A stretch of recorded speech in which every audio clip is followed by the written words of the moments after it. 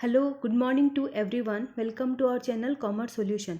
So friends, as we have started our higher education system, जो कि हमारी paper 1 की बहुत ही इम्पॉर्टेंट यूनिट है और इसमें सारा स्टैटिक पोर्शन है। क्योंकि ये यूनिट में समझने लायक कुछ नहीं है, बस हमें सिर्फ अपने स्टैटिक पोर्शन को नोट डाउन करना और उसे डेली के 15 मिनट्स देने ताकि वो रिवीजन हो सके। सो फ्रेंड्स, ये हमारी हायर एजुकेशन यूनिट है। तो आज हम इसमें कवर करने वाले हैं हंटर्स कमीशन। उससे पहले प्लीज़ सब्सक्राइब माय चैनल, जो भी नए हैं वो भी सब्सक्राइब करें और लाइक करें और ज़्यादा से ज़्यादा इसे शेयर करें ताकि वो बच्चे भी स्टडी कर सकें जिन्हें ये भी पता नहीं कि नेट जेआरएफ होता क्या। So friends, like it, subscribe it and share it because sharing is caring. तो ब्रिटिश सिस्टम ऑफ एजुकेशन हम ऑलरेडी स्टार्ट कर चुके थे। जो हमारा ब्रिटिश एरा है वो हमने स्टार्ट किया था हायर एजुकेशन में। तो आज हम उसका कवर करने वाले हैं इंडियन एजुकेशन कमीशन और हंटर कमीशन, जो कि 1882 में आया था, जिसे हम या तो इंडियन एजुकेशन कमीशन के नाम से जानते हैं या फिर उसे हम हंटर कमीशन के नाम से जानते। तो ये हंटर कमीशन क्यों हुआ ये हम डिटेल्स में डिस्कस कर। जो लॉर्ड रिपन थे came to India on February 3, 1882। कौन आए थे इंडिया में? लॉर्ड रिपन आए थे। कब आए थे इंडिया में? 3 फरवरी को 1882 में। उन्होंने क्या अपॉइंट किया? The first Indian education commission. तो ये स्टैटिक पोर्शन आप नोट डाउन करो कि फर्स्ट एजुकेशन कमीशन किसने अपॉइंट किया था? लॉर्ड रिपन ने, जो कि 3 फरवरी को आए थे 1882 में इंडिया में, और उन्होंने इंडियन एजुकेशन कमीशन को अपॉइंट किया था। मिस्टर विलियम हंटर, इनके नाम से ही ये कमीशन पड़ा है। Mister William Hunter, A member of the viceroy executive council, was the chairman of this commission. इस कमीशन के चेयरमैन कौन थे? जो इंडियन एजुकेशन IEC के कौन चेयरमैन थे? जो हमारे मिस्टर विलियम हंटर। उन्होंने it came to be popularly known as the Hunter commission. बाद में इसको हम किस नाम से जानते? हंटर कमीशन के नाम से जानते। तो terms of reference of the commission, क्योंकि बाकी सारे जो ये चार्टर एक्ट के बाद ये सब सक्सेस नहीं हुए, तो उसके बाद आ गई ये हमारे हंटर कमीशन में विलियम हंटर ने। तो इसके क्या कमीशन के थे रेफरेंस थे? सबसे पहले था the commission was to make the following inquiries. Commission को क्या इंक्वायरीज करनी थी? कंडीशन ऑफ प्राइमरी एजुकेशन के बारे में and the methods of is expansion, position of state institution and is importance. जो मेथड्स थे प्राइमरी एजुकेशन के बारे में उन्होंने ज़्यादा फोकस किया, और जो मेथड्स है जो एक्सपेंड करते किसके? स्टेट इंस्टीट्यूशन, और उसकी इम्पोर्टेंस क्या है उसके बारे में बताया गया। फिर था पोजीशन ऑफ मिशनरी इंस्टीट्यूशंस के बारे में। फिर attitude of government towards private enterprise, government का क्या रुतबा था प्राइवेट एंटरप्राइजेस के तौर पे, तो वो सारी इन्होंने अपने कमीशन में बातें बताई गई। इन्होंने क्या किया? Primary education recommended. Hunter commission primary education किसके द्वारा रिकमेंडेड हुआ था? हंटर कमीशन के द्वारा, कि प्राइमरी एजुकेशन होना चाहिए। जो हायर एजुकेशन भी हो but primary also must be compulsory. तो ये पॉलिसीज थी प्राइमरी एजुकेशन की। Primary education should be useful for general life of the people and the subject. Primary education क्यों यूजफुल है? For general life of the people and subjects which are helpful for him his practical life should be included। उसमें general life के लिए बहुत ही important था primary education.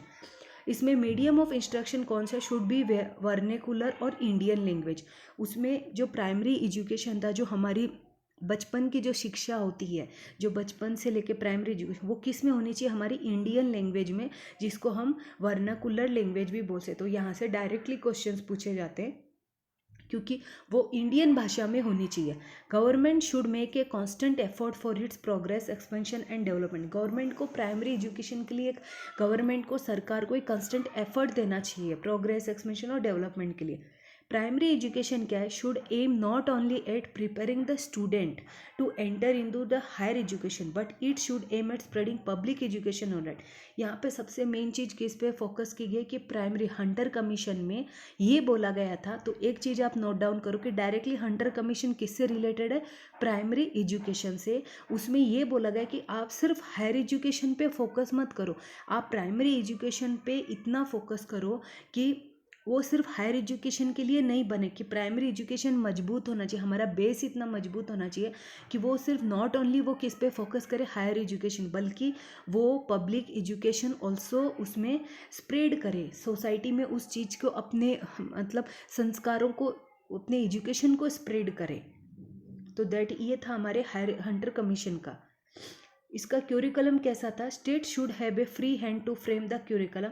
इसके कौन करता था? State government. In spite of recommendation the commission said that physics, agriculture, first aid, banking, geometry subjects that are the practical, ये इतना इंपॉर्टेंट नहीं है, जबकि ये primary education sorry friends, primary education में ये उसके करिकुलम मतलब ये सब्जेक्ट्स थे। फाइनेंशियल एडमिनिस्ट्रेशन कहाँ से आना चाहिए, ये हंटर कमीशन में बताया गया। तो उन्होंने क्या सजेस्ट किया?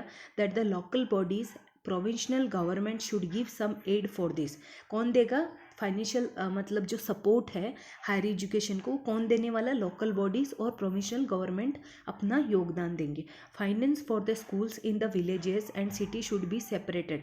जो स्कूल्स और विलेजेस है वो सेपरेटेड होना चाहिए। Local funds for education should in no case be sent on secondary और हायर एजुकेशन, ये नहीं होना चाहिए। The commission has recommended the provisional government shall give an grant for primary education to the extent of 11 half of the local funds of education, 1/3 of the entire expenditure on this। Government को ही सारा expenditure करना है। Establishment कब होता है primary institution का? The commission recommended that in order to raise the standard of the primary institution the teacher should be properly trained. अगर हमें प्राइमरी इस हंटर कमीशन में ये भी बोला गया था कि अगर हमें प्राइमरी एजुकेशन को डेवलप्ड करना है तो उसलिए हमें teacher should be properly trend, उसके लिए हमें टीचर्स को ट्रेंड होना चाहिए। अगर टीचर्स ऑलरेडी ट्रेंड होंगे तो ऑब्वियसली स्टूडेंट्स भी ट्रेंड ही होंगे। इंडिजीनियस एजुकेशन, उसके बाद आ गया हमारा इंडिजीनियस सेकेंडरी इंडिजीनियस एजुकेशन, जो no restriction should be imposed for admission to such institution, government should encourage such institution.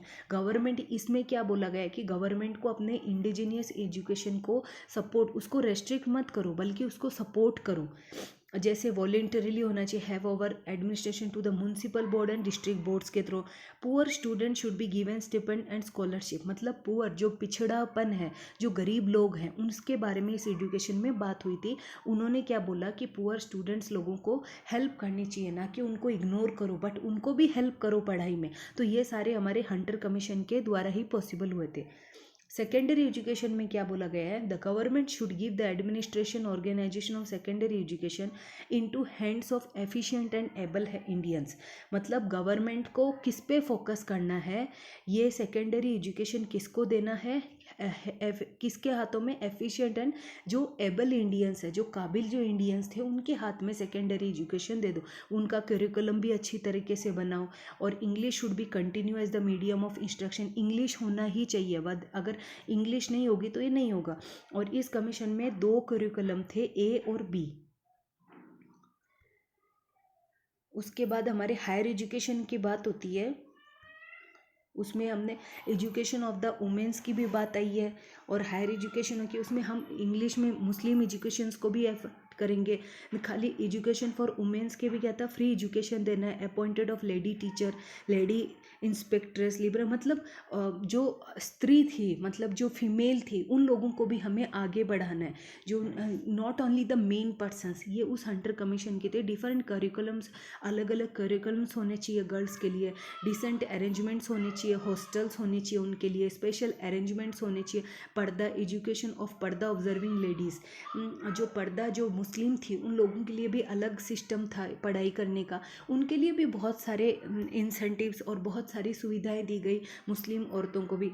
तो special fund should be allocated for it, Muslim को एफोर्ड, मुस्लिम एजुकेशन को बढ़ाया गया, फंड दिया गया उनको। मोर स्कॉलरशिप शुड बी गिवन, जो मुस्लिम स्टूडेंट्स थे उनको मोर स्कॉलरशिप्स दी गई। In government appointed Muslim should be given proportion representation, मतलब गवर्नमेंट के लिए उनको गवर्नमेंट की सहायता भी दी जाएगी। ये सारे थे। तो एजुकेशन हरिजन्स और बैकवर्ड क्लासेस, किसको? जो हरिजन्स थे और जो बैकवर्ड क्लासेस थे उनको भी इन्होंने आगे बढ़ाने की जरूरत है। मतलब गवर्नमेंट जो स्कूल, गवर्नमेंट म्यूनसिपल स्कूल सी, लोकल बोर्ड्स, तो वो क्या करे, मतलब इन हरिजन्स और बैकवर्ड क्लासेस के बच्चों को भी वो पढ़ाए। तो ये सारे हमारे हंटर कमीशन में थे।